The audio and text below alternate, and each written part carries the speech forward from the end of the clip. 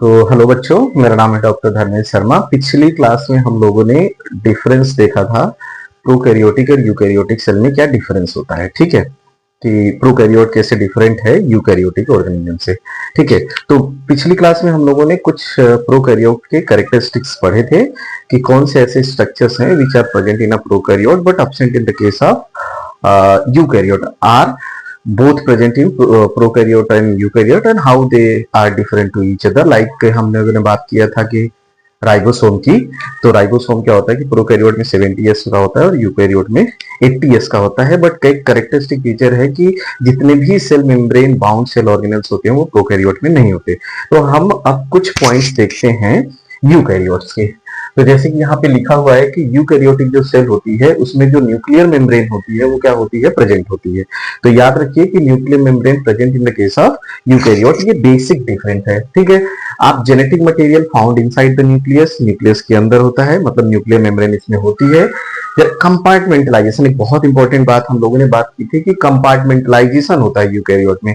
मतलब क्या होता है कि मेम्ब्रेन बाउंड सेल ऑर्गेनल्स होते हैं तो वो कंपार्टमेंटलाइजेशन को शो करते हैं। जो थर्ड है हमारा कि in prokaryote membrane bound structure absent होते हैं, इसलिए उसमें कंपार्टमेंटलाइजेशन नहीं होता। साइटोस्केलेटन का भी बोलते हैं कि साइटोस्केलेटन की भी नीड नहीं है उनको। ठीक है, in eukaryotic cell membrane bound cell organelle found होते हैं। नो प्लाज्मिड या इंट्रॉन्स, इसमें क्या होता है कि प्लाज्मिड नहीं होते और इंट्रॉन्स प्रेजेंट होते हैं, जबकि प्रोकैरियोटिक ऑर्गेनिज्म में हम लोगों ने पढ़ा था कि इंट्रॉन्स नहीं होते। बट ऐसा रिपोर्टेड है कि कुछ आर्की बैक्टीरिया होते हैं जिसमें इंट्रॉन्स होता है, तो ये पॉइंट भी याद रखिएगा आप। ठीक है, तो यहां तक हम लोगों ने समझ लिया। अब आगे देखते हैं हम लोग यूकैरियोट के बारे में। ओवरव्यू ऑफ सेल देख रहे हैं हम, प्रोकैरियोटिक और यूकैरियोटिक सेल का ओवरव्यू देख रहे हैं।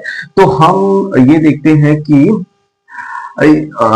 Extra chromosomal genetic material, extra chromosomal, ये बहुत इंपॉर्टेंट है, genetic material, genetic material, extra chromosomal genetic material किसमें है, तो उसका नाम है प्लाज्मिड। और याद रखना कि फाउंड इन प्रोकैरियोट, प्रोकैरियोट में स्पेशली मैं लिख देता हूं किसमें होगा, बैक्टीरिया में होगा। तो ये याद रखना, ठीक है कि नहीं। अब हम लोग बात करते हैं कि structure present in structure present in prokaryotic cell and eukaryotic cell. इससे आपको क्लियर हो जाएगा यूकैरियोटिक सेल। फिर हम पूरा ओवरव्यू देखेंगे जिससे कि हमारा सारा कंसेप्ट हो जाए। तो अगर हम यहाँ पे बैक्टीरिया अपना ले लें, बैक्टीरिया में तो सबसे पहले हम देखेंगे कि इसका होगा ग्लाइकोकैलिक्स। तो आप लोगों को पता होगा कि आउटर मोस्ट लेयर होती है, आउटर मोस्ट लेयर होगी। देन इसका क्या होगा, सेल वॉल होगा, याद रखना सीक्वेंस से मैं लिख रहा हूं। फिर इसका क्या होगा, सेल मेम्ब्रेन। और यू नो कि क्या होता है, यूनिवर्सल है सेल मेम्ब्रेन। अगर सेल है तो सेल मेम्ब्रेन का होना क्या है, इंपॉर्टेंट है। तो अब अगर आप इन तीनों को कंबाइन करो तो ये होगा ट्रिपल मेम्ब्रेन सिस्टम, या आप इसको बोलते हो ट्रिपल इन्वेलप सिस्टम। ठीक है, इन्वेलप सिस्टम, ठीक है। तो अगर आपसे पूछा जाए ट्रिपल इन्वेलप सिस्टम किसमें होता है तो आप कहोगे बैक्टीरिया के। अब ये नीड पॉइंट ऑफ व्यू से या कोई भी टेस्ट सीरीज ज्वाइन की होगी उससे इंपॉर्टेंट है कि ट्रिपल मेम्ब्रेन सिस्टम, या इसको ट्रिपल मेम्ब्रेन सिस्टम किसमें होता है तो आप कहोगे इसमें। तो आउटर मोस्ट ग्लाइकोकैलिक्स है, फिर तुम्हारा सेल वॉल है, फिर तुम्हारा सेल मेम्ब्रेन है। मतलब तीन तरह की ये मेम्ब्रेन्स होती हैं जो कि प्रोटेक्ट करती हैं बैक्टीरिया को। ग्लाइकोकैलिक्स का नेचर आप पता ही होगा आप लोगों को। ठीक है, अब देखो जो इससे रिलेटेड स्ट्रक्चर है सेल मेम्ब्रेन, मैं आपका कंसेप्ट क्लियर करवा देता हूं। सेल मेम्ब्रेन ही होगा इनफोल्ड, मतलब कि फोल्ड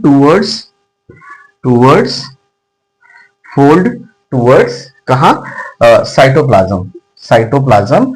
तो वो दो चीजें बनाएगा, आप देख लीजिए। एक बनाता है, याद रखना, मीजोजोम, ठीक है। और एक होता है क्रोमैटोफोर। याद रखना कि ये क्रोमैटोफोर क्या होता है, किसके लिए रिस्पॉन्सिबल है, फोटोसिंथेसिस के लिए है। ठीक है, याद रखना कि ये क्रोमैटोफोर किसके लिए रिस्पॉन्सिबल है, फोटोसिंथेसिस के लिए रिस्पॉन्सिबल है, और ये किसमें प्रेजेंट होगा? ब्लू ग्रीन एल्गी में। अब ये क्वेश्चन बहुत इंपॉर्टेंट है, क्रोमेटोफोर। तो क्रोमेटोफोर इज रिस्पॉन्सिबल फोटोसिंथेसिस, और ये किसमें होता है? Blue green algae. इसी वजह से जो ब्लू ग्रीन एल्गी होती है वो फोटोसिंथेसिस करती है और ऑक्सीजन को रिलीज करती है। अदर बैक्टीरिया जो ऑक्सीजन को रिलीज नहीं करते हैं बट फोटोसिंथेसिस करते हैं, इसका मतलब उसमें क्रोमोजेनिक सब्सटेंस होते हैं, क्रोमेटोफोर्स नहीं होते। ठीक है। मीजोजोम क्या होता है?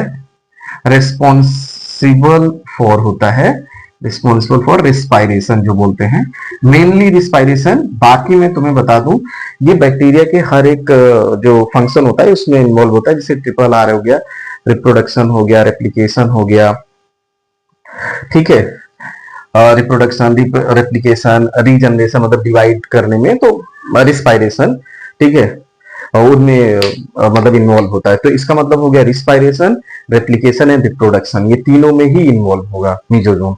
तो मीजोजोम क्या होगा कि ऐसे जैसे ये मेम्ब्रेन है, ये मेम्ब्रेन है, तो ऐसे मेम्ब्रेन इनफोल्ड कर जाएगी। ये इनफोल्ड जो मेम्ब्रेन होगी यही तुम्हारा क्या कहलाएगी? मीजोजोम। बहुत इंपॉर्टेंट ऑर्गन है, नॉट अ ऑर्गेनेल। ये भी याद रखना कि मीजोजोम कोई ऑर्गेनेल नहीं है, ये एक ऑर्गन है। ठीक है कि नहीं? मतलब इन जो बैक्टीरिया की प्लाज्मा मेम्ब्रेन होती है वो इनफोल्ड करके इसको बनाती है। ठीक। तो अब आगे स्ट्रक्चर्स देखते हैं यहाँ पे। अब आगे स्ट्रक्चर हम देखते हैं कि कौन से स्ट्रक्चर्स और हैं। तो फिर इसमें क्या होगा, आगे देखते हैं राइबोसोम को। तो राइबोसोम तुम्हारा यहाँ पे होगा 70S टाइप का, जिसको हम लास्ट क्लास में भी डिस्कस किए थे। तो राइबोसोम क्या हो गया? 70S टाइप का। तो प्रोकैरियोटिक में ये 3 मेम्ब्रेन आउटर साइड होती है, ठीक है। ग्लाइकोकैलिक्स मेम्ब्रेन का इन्वॉल्व, आप मेम्ब्रेन का इन्वॉल्व भी बोल सकते हो, glycocalyx, cell wall and cell membrane, ठीक है। फिर क्या होता है, या ट्रिपल मेम्ब्रेन या ट्रिपल इन्वॉल्व सिस्टम भी बोलते हैं, जो भी आप बोल सकते हो। तो सेल मेम्ब्रेन जो होता है इनफोल्ड करता है, मतलब साइटोप्लाज्म की तरफ इनफोल्ड करेगा और कुछ स्ट्रक्चर्स बनाएगा। इनफोल्डिंग से फिंगर लाइक स्ट्रक्चर्स बनते हैं, जिसको हम मीजोजोम, हम डिटेल में भी पढ़ेंगे, मीजोजोम और क्रोमेटोफोर। यहाँ कंसेप्ट क्लियर करना कि mesosome mainly responsible for the respiration, replication and reproduction, जबकि क्रोमेटोफोर किसके लिए होता है? फोटोसिंथेसिस के लिए होता है। और ये जो क्रोमेटोफोर है ये ब्लू ग्रीन एल्गी में होता है, इसीलिए वो ब्लू ग्रीन एल्गी फोटोसिंथेसिस करेगी और ऑक्सीजन को रिलीज करेगी। तो क्रोमेटोफोर और मीजोजोम को याद रखना, बहुत पूछा जाता है, ये भी बहुत इंपॉर्टेंट कंसेप्ट है। आप 3-4 बार कंसेप्ट को पढ़ेंगे तभी आपको पता चलेगा। नेक्स्ट देखते हैं कि इस बैक्टीरिया के अंदर क्या है हमारे, ठीक है। तो राइबोसोम हमारा इसमें कितना है? 70S टाइप का है। ये तो बात क्लियर हो गई हमारी। नेक्स्ट हमारा होगा, नेक्स्ट स्ट्रक्चर इसमें क्या होता है? न्यूक्लियोइड होता है, जिसको हम जीनोफोर बोलते हैं, न्यूक्लियोइड। तो इसका देखो, अब ये कंसेप्ट आप न्यूक्लियर वाला मतलब क्लियर करो। तो न्यूक्लियोइड या जीनोफोर में लिख देता हूं, जो नीट में पूछा था। तो अब ये होगा, सिंगल होगा, सर्कुलर होगा, सर्कुलर होगा और डबल स्टैंडर्ड होगा। इसको भूलना मत, ठीक है। सिंगल, सर्कुलर और डबल स्टैंडर्ड, ये बहुत पूछा जाता है। देखो मोस्टली जो हमें जो पढ़ना है नीट पॉइंट ऑफ व्यू से, वो सिंगल, सर्कुलर और डबल स्टैंडर्ड होता है। जो अदर बुक्स होती है वो कहते हैं कि मैक्सिमम 1 to 3 जो क्रोमोसोम होते हैं वो बैक्टीरिया के अंदर होते हैं। तो एक्चुअल में ये बैक्टीरियल क्रोमोसोम है, बैक्टीरियल जेनेटिक मटेरियल है, बैक्टीरियल जेनेटिक मटेरियल, ये बैक्टीरियल जेनेटिक मटेरियल है, जिसको हम लोग क्या बोल रहे हैं? न्यूक्लियोइड बोल रहे हैं। फिर से मैं रिपीट कर दे रहा हूं, ये सिंगल होगा, सर्कुलर होगा और डबल स्टैंडर्ड होगा, ठीक है। याद रखना कि, और कहां पे होता है? Found in cytoplasm, found in cytoplasm. कहां पर मिलता है? साइटोप्लाज्म में, ठीक है, साइटोप्लाज्म में मिलता है। सिंगल, सर्कुलर, डबल स्टैंडर्ड और found in cytoplasm, single, circular, double standard, ठीक है। बैक्टीरिया, अच्छा ऐसे भी अगर आप जेनेटिक मटेरियल को लॉजिकली अब समझे तो बैक्टीरिया, बी से बॉल। अच्छा तो बॉल कैसी होती है? सर्कुलर होती है। तो इसका मतलब बैक्टीरिया का जो जेनेटिक मटेरियल होगा वह कैसा होगा? सर्कुलर होगा। ऑलवेज याद रखना, क्योंकि हमें एक्सेप्शंस पे बात नहीं करनी है, ठीक है। फिर इसमें होता है प्लाज्मिड, मैं बता देता हूं प्लाज्मिड। तो इसको बोलते हैं extra chromosomal genetic material, chromosomal genetic material. ये एक्स्ट्रा क्रोमोसोमल जेनेटिक मटेरियल है जो बैक्टीरिया के अंदर होता है। Number can be more than 1, तो ये एक से ज्यादा हो सकता है। यू नो कि बैक्टीरिया जो प्लाज्मिड होते हैं वो वेक्टर की तरह काम करते हैं, जेनेटिक वेक्टर, मतलब कि जेनेटिक मटेरियल को, जो piece of fragment of gene का अगर आप ट्रांसफर करना चाहते हो कोई, तो वो ट्रांसफर करेंगे from one organism to another organism. Next इसमें क्या होती है, इंक्लूजन्स बॉडी होती है, इंक्लूजन बॉडीज होती हैं जो कि स्टोरेज मटेरियल की तरह काम करती हैं, स्टोरेज मटेरियल, स्टोरेज मटेरियल की तरह काम करती हैं इंक्लूजन बॉडी। और ये भी कहां होती है, ये देखो, ये याद रखना, ये बहुत इंपॉर्टेंट है, ये मेम्ब्रेन लेस होती हैं, मेम्ब्रेन लेस होती है और scattered in cytoplasm, scattered in cytoplasm, जैसे साइनोफाइसिन, स्टार्च और ये सब तुमने cyanophycin granules, phosphate granules, glycogen granules वगैरह पढ़े हैं, वो सब इंक्लूजन बॉडी होती है। मैं एक कंसेप्ट आप लोगों को बता देता हूं। मान लीजिए कि ये तुम्हारा इंक्लूजन बॉडी है, ये इंक्लूजन बॉडी है, ये है वॉल लेस है, मेम्ब्रेन लेस जिसको बोल सकते हो, वॉल लेस है। अगर हम इसी में ऐसे मेम्ब्रेन लगा दें, ठीक है, तो ये हो गया तुम्हारा इंक्लूजन बॉडीज, इंक्लूजन बॉडीज। अगर हम इसमें लगा दें तो इसको हम बोलते हैं माइक्रो बॉडीज, ये हमारा क्या हो जाएगा, माइक्रो बॉडीज है। तो ये वो स्ट्रक्चर है जो एक प्रोकैरियोटिक सेल में तुम्हें मेनली देखने के लिए मिलेंगे, ठीक है। तो कौन कौन से स्ट्रक्चर है, एक तो मेम्ब्रेन हो गई वो तीनों, मीजोसोम हो गया, क्रोमेटोफोर हो गया, राइबोसोम हो गया, न्यूक्लियोइड हो गया और प्लाज्मिड हो गए, ये वो स्ट्रक्चर है। तो ये वो स्ट्रक्चर है which are found inside the cell, मतलब which are covered by the membrane. But outer side में कौन से होते हैं, आउटर वाला मैं बता देता हूं आपको, आउटर में कौन से होते हैं, ठीक है। आउटर में तो सरफेस स्ट्रक्चर ऐसे बोल सकते हैं, surface structure of bacteria, surface structure of bacteria, ठीक है, बैक्टीरिया। तो बच्चों तुम इसमें पढ़े होगे, तो तुम्हारा फ्लैजिला है, फ्लैजिला, ठीक है, फिम्ब्री है और last one that is called pili है, ठीक है। तो ये होते हैं फिम्ब्री। ये देखो तुम्हारे मूवमेंट, या हम इसको बोल सकते हैं मूवमेंट या लोकोमोशन के लिए होता है, ये भी क्वेश्चन आता है। और ये अटैचमेंट होता है, अटैचमेंट टू द होस्ट होता है, ठीक है, टू द होस्ट, ओके। अब ऐसे, अब इसमें लोग बहुत कंफ्यूज होते हैं, तो ये क्वेश्चन आता भी है, मैं बता दूं। फिंगरी का मतलब फिंगर समझो, तो फिंगर का यूज आप कहाँ करते हो, किसी चीज को पकड़ने के लिए, पकड़ना मतलब अटैचमेंट। तो फिम्ब्री हमेशा अटैचमेंट के लिए होगा, जो कि फ्लैजिला मूवमेंट के लिए होता है। जैसे हमारे पैर होते हैं वैसे यूनिसेलुलर ऑर्गेनिज्म फ्लैजिला बनाते हैं। अब एक बात और आपको बहुत अच्छी बता दूं, फ्लैजिला वही लोग बनाएंगे जो पानी में रहते हैं, जो लिक्विड मीडियम में रहना पसंद करते हैं, लिक्विड में रहेंगे वही फ्लैजिला बनाएंगे, और अगर जो लिक्विड में नहीं होंगे वो फ्लैजिला नहीं बनाएंगे। तो याद रखना, इसका मतलब क्या होगा कि इसका मतलब अब एक चीज तो हो गया कि मतलब क्लियर हो गया कि बैक्टीरिया, मतलब bacteria also found in water, तो क्लियर हो गया क्योंकि उसमें फ्लैजिला है। इसमें एक अरेंजमेंट होता है माइक्रोट्यूब्यूल प्रोटीन का, जो कि 9+0 9+2 का होता है। अनदर मैं कंसेप्ट आपको बता रहा हूँ, 9+2 और 9+0, तो 9+0 कम है, 9+2 ज्यादा है। तो 9+0 किसको दोगे, मैंने कहा कम प्रोकैरियोट को दोगे, और ज्यादा वाला किसको दोगे, यूकैरियोट को दोगे। पाइलाई क्या होता है, ये सेक्स पाइलाई होती है, तो ये कंजुगेशन ट्यूब बनाने के लिए काम में आती है, कंजुगेशन ट्यूब बनाने के काम आती है, ठीक है। तो ये सरफेस स्ट्रक्चर है बैक्टीरिया के। बाकी जो अर्लियर हम लोगों ने डिस्कस किया था वो कैसे कौन से स्ट्रक्चर थे, जो which are covered by the membrane, which are found inside the membrane, okay. तो जो सरफेस स्ट्रक्चर में आता है फ्लैजिला, फिम्ब्री एंड पैलाई, थोड़ा थोड़ा मैं आपको एक्सप्लेन कर दे रहा हूं, बाकी डिटेल में हम जब पढ़ेंगे प्रोकैरियोटिक सेल को तब पढ़ेंगे, ठीक है। अब हम बात करते हैं structure present in eukaryotic cell, ठीक है, structure present in eukaryotic cell, structure present in eukaryotic cell. जब आपको स्ट्रक्चर का पता होगा तभी तो आप उसके बारे में पढ़ोगे।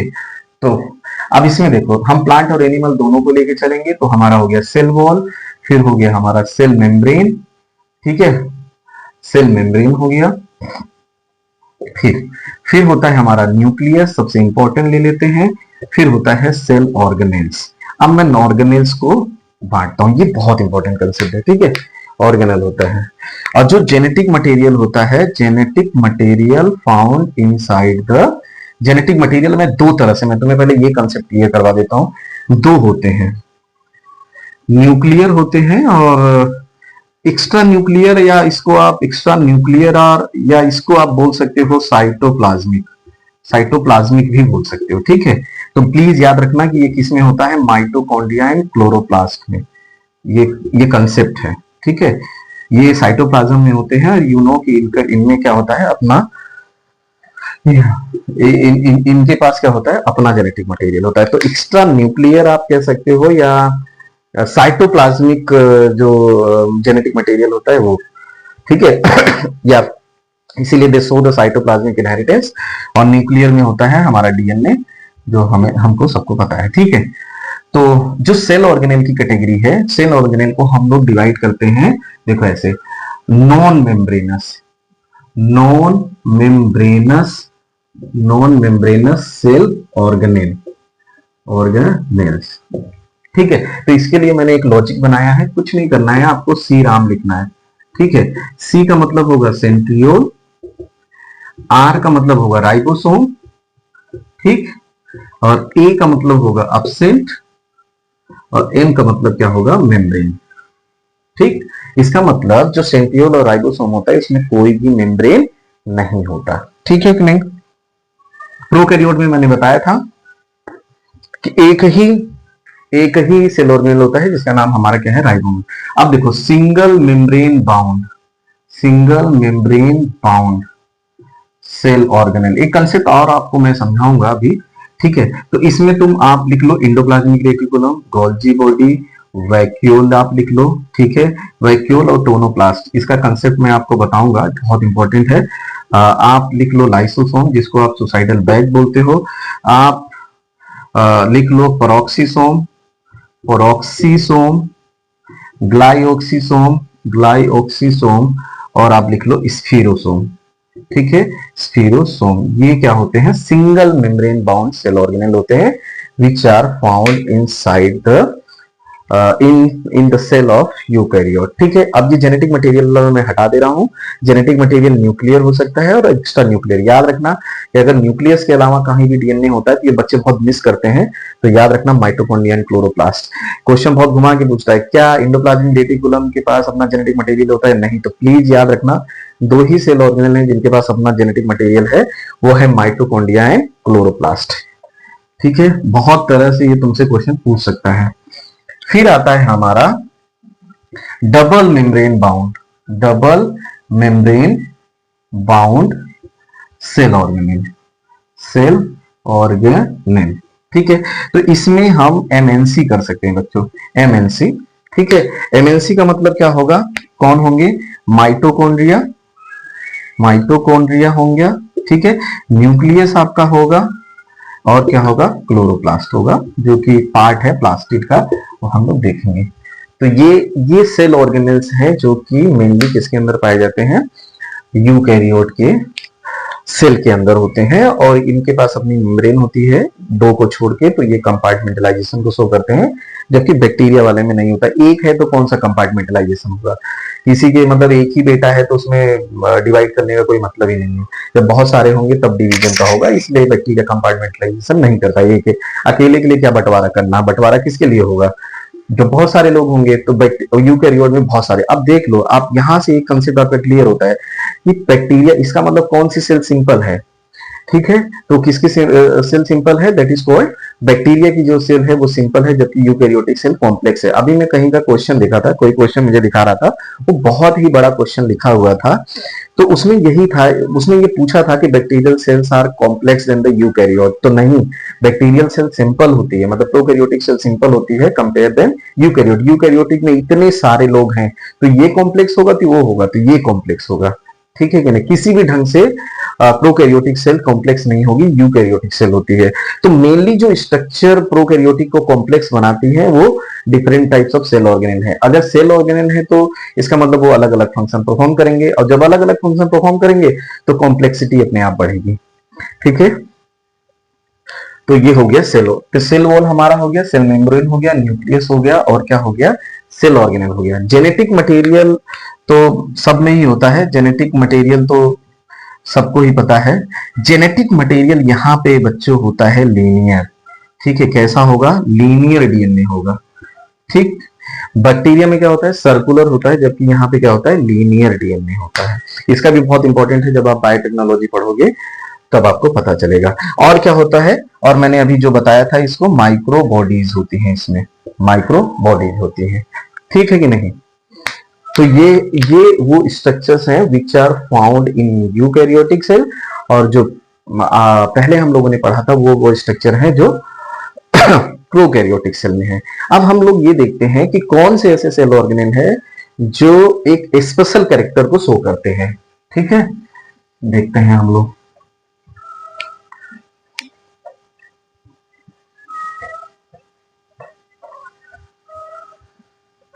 ठीक है, सेल तो अब यूकैरियोटिक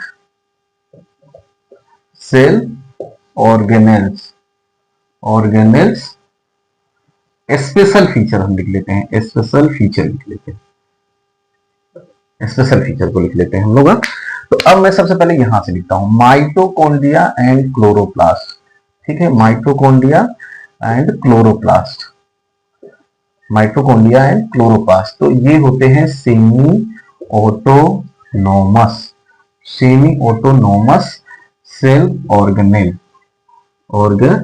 इसका मतलब होगा ओन राइबोसोम, और क्या होता है, डीएनए होता है, याद रखना।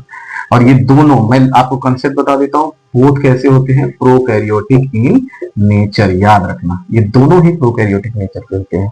तो जो भी राइबोसोम और डीएनए होता है वो प्रोकैरियोटिक, ये क्या करते हैं, ये सेल्फ रेप्लिकेशन की प्रॉपर्टी को शो करते हैं, बट इनका क्या होता है, बहुत सारा फंक्शन न्यूक्लियस कंट्रोल करता है, तो इसलिए सेमी ऑटोनोमस होते हैं, मतलब सेल के अंदर रेप्लिकेट करेंगे, सेल के बाहर रेप्लिकेट नहीं करेंगे।